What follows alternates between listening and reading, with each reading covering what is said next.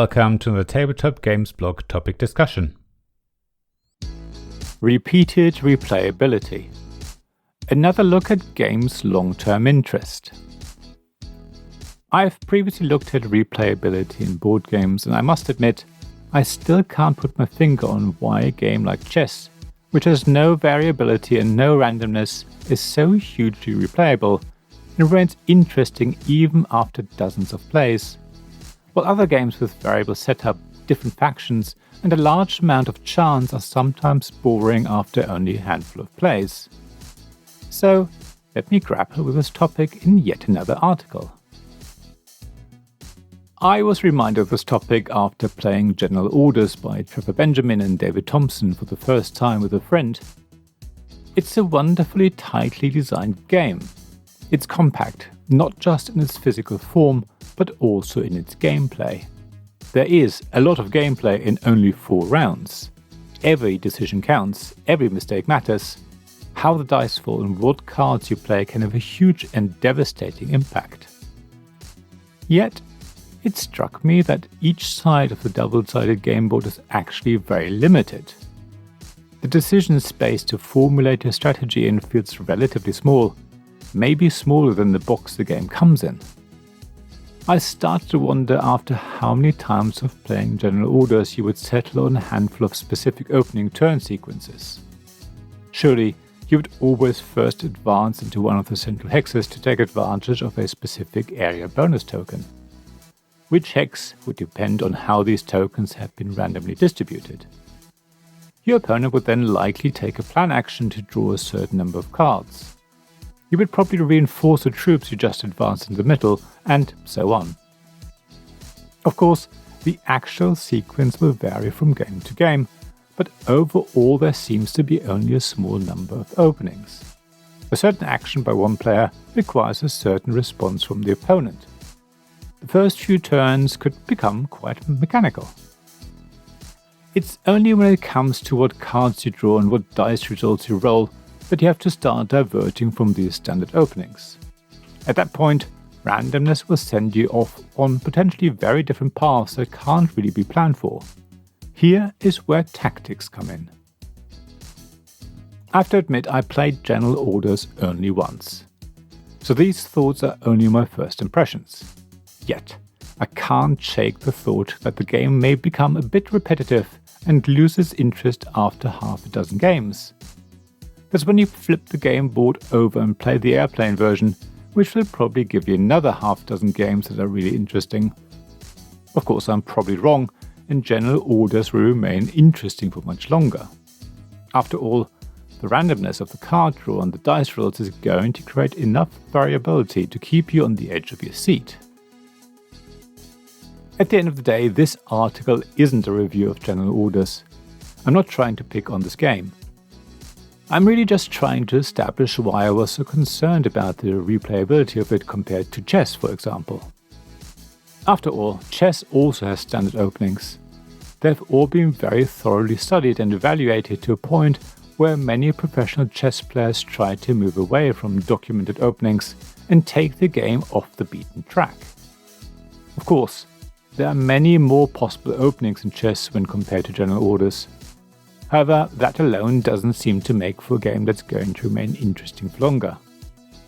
While it's true that the longer list of openings will take longer to learn than the smaller options in General Orders, and while it's also true that chess rules are harder to grasp than those of General Orders, it's not true that they are the reasons why chess feels like a game which will keep players interested for longer.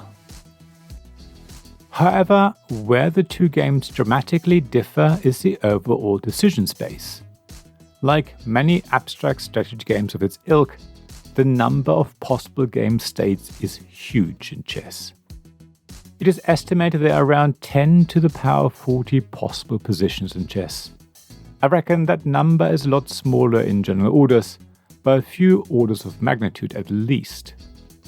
So even once you exhausted the highly analyzed openings in chess, you're still left with a huge amount of possible options and a similarly large, but smaller, amount of difficult decisions to make.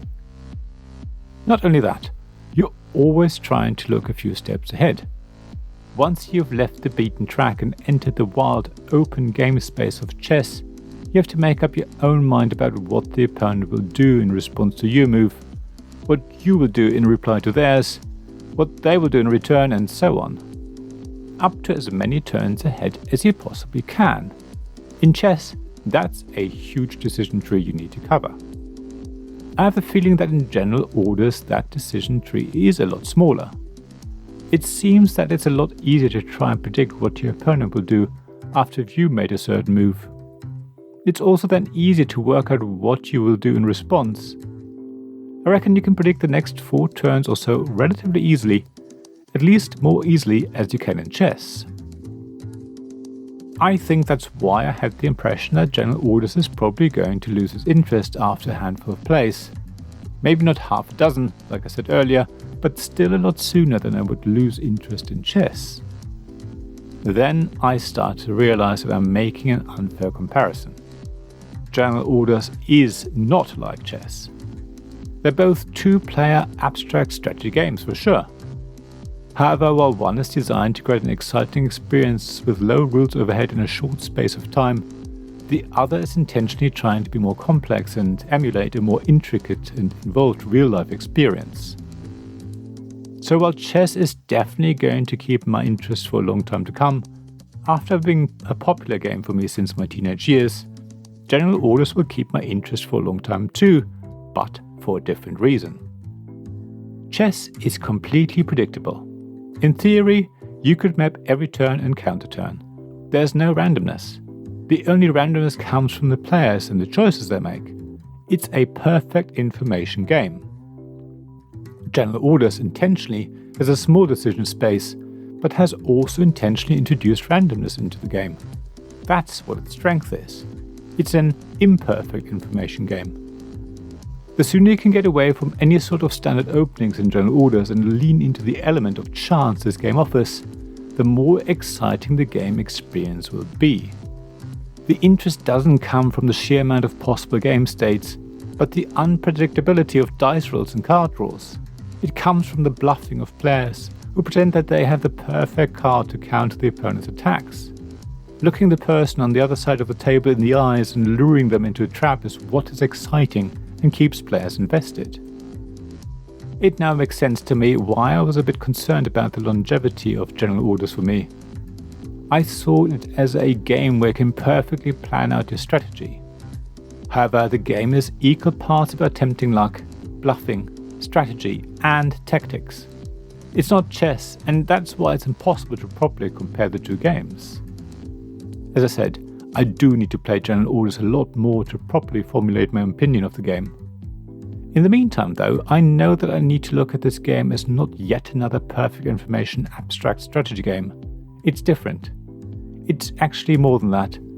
Player interaction in this game doesn't just happen on the table, it also happens above the table. It's the interaction between 2 people playing this game. So yes, I can't wait to play it more often. Now, I wonder what you think. Have you ever thought that some abstract strategy games are a bit limited? Have you ever played one of these types of games and found you lost interest in it quite quickly? Is there an abstract strategy game that has kept your interest for a very long time over many, many plays? As always, please share your thoughts and experiences on the blog at tabletopgamesblog.com. I'd love to hear what games have kept you coming back for more. Thank you for listening to this Tabletop Games blog topic discussion podcast. Please check the description below for links mentioned in this episode, as well as to the written version of this article on the blog. If you enjoyed this episode, please subscribe, give us some stars or leave a review. Please also tell your friends about me, and if you want to offer financial support, check out my Patreon and Ko-fi pages, links to which you'll find in the blog at tabletopgamesblog.com. So thank you again for listening, and I hope to see you again soon. This podcast was made possible by the generous help of my supporters. Royal Patron Sean Newman, Magic Champion John Risley, Castle Guards David Miller and James Naylor, Dice Masters Alex Bardi, Paul Grogan and Robin Kay, and Shining Lights Jacob Davis, Gavin Jones, Sarah Reed and Richard Simpson.